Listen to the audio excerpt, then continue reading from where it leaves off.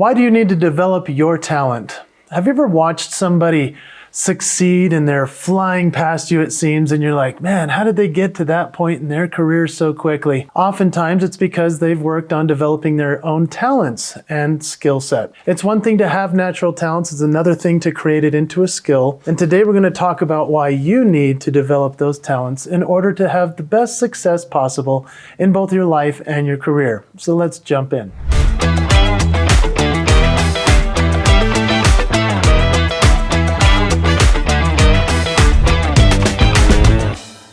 And whether you're a speaker, a leader, professional in some kind of organization, I know that this will be helpful to you because so often we don't think about how important talent is. In fact, some people have even written about how the fact that talent doesn't even matter anymore. Well, there's an argument for it all, but I'll tell you what, when you develop your talents, you have much more chances of success.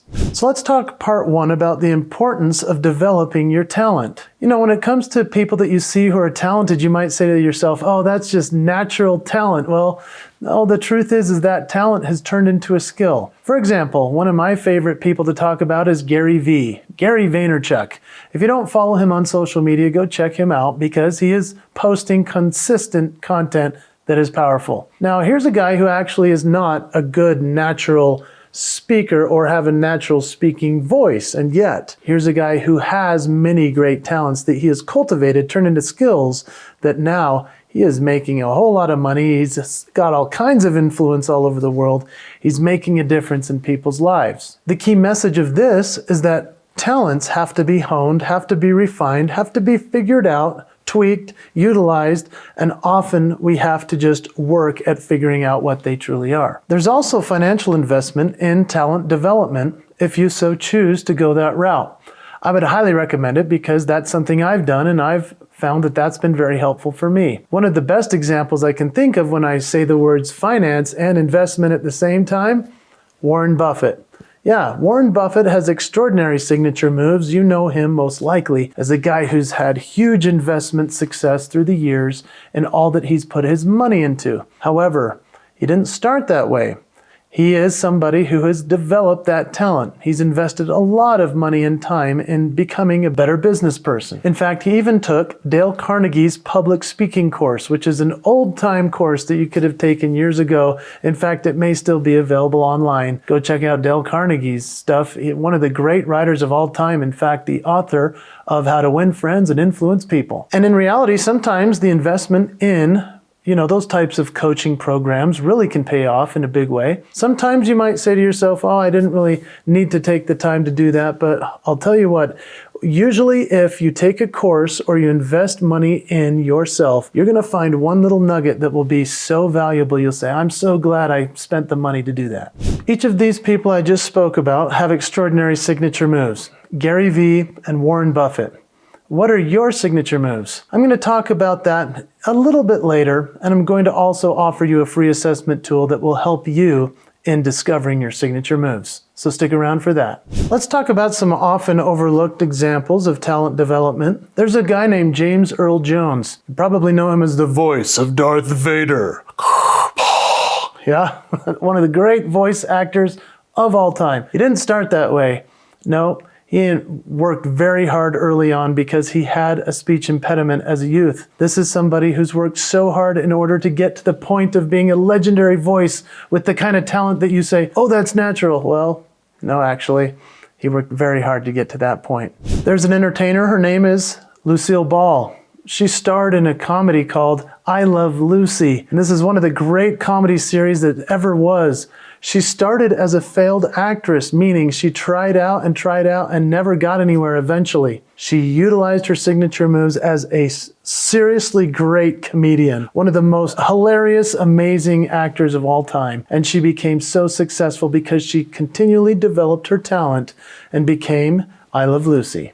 How about we talk about entrepreneurs who've developed their talents? Howard Schultz, for example. If you've ever paid $4 for a Starbucks coffee, you can thank Howard Schultz for creating Starbucks. Now, he didn't start as some billionaire mogul entrepreneur.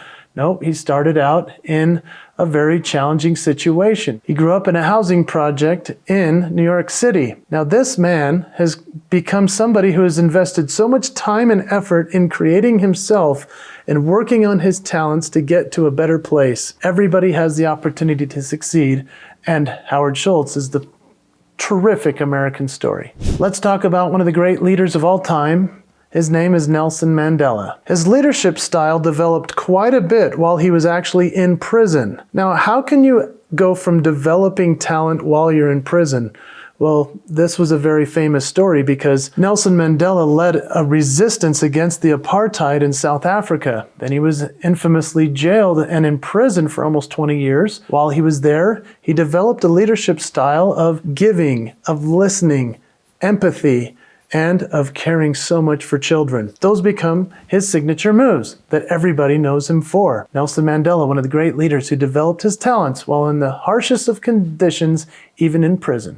So let's talk about how to be the best. These are some actionable steps. First of all, the Pomodoro effect. This is really where you focus for 25 minutes and then you take a 5-minute break. If you're like me, you have lots of talents and also lots of ways that you could try to multitask. It's better to just focus for 25 minutes on that given task and on a certain talent and then give a 5-minute break. The outcome of this is it accelerates your learning and it gives you a chance to succeed even more at all the different things that you're going to try to do. But because you have so many talents, focusing in on one for one moment or for one block of time changes everything. And then there's consistent practice. One of the great authors of all time, Malcolm Gladwell, wrote about this in his book called Outliers. It's the 10,000-hour rule. Now, this rule has been thrown around way too much, and so we have to try to articulate it properly. What Malcolm Gladwell was talking about is that when you put 10,000 hours of practice into something, you become closer to mastering it. And so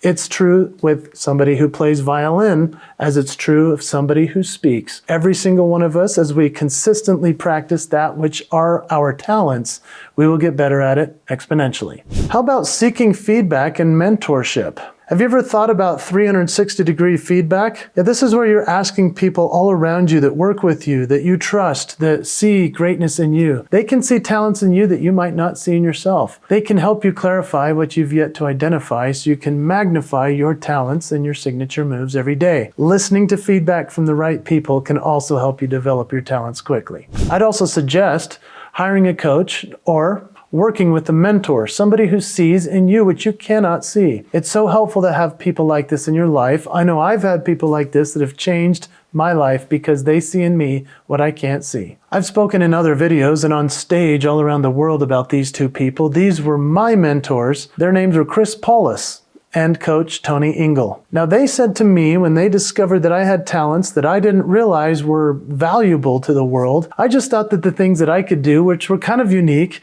if you know what I do for stage work, I share a lot of my funny faces and the things that I do with my face and my nose and my voice as a singer. And these guys, Chris and Tony, looked at me and said, "You have a promise to share that with the world. If you don't share it, you're cheating the world of that which only you can do.